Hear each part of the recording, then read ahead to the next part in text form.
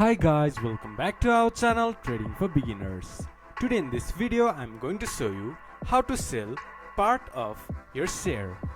To do so, follow some simple steps with me. First of all, open your Etoro application or go to Etoro website from your browser. Once you have logged in, this type of interface will appear in your screen.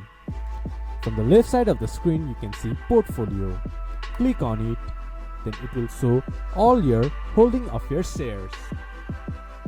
From here, select the stock that you want to partially sell and click on it. Then it will open a detailed view of your position in that stake. Look for Close Trade button or option.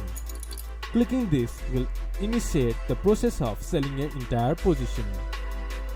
Before confirming the close trade, you should see an option for close only part of the trade. Tick this checkbox, then you will be able to choose the amount that you want to sell. Double check the amount of share that you want to sell and ensure it with your intention. Once you have confirmed, Etoro will then sell that portion of your share. This is how you can sell part of your share in Etoro. This much for today's video. If you guys find our video helpful, please leave a like and comment. And do not forget to subscribe our channel and hit the bell icon. I'll see you guys again in our next video. Thank you for watching.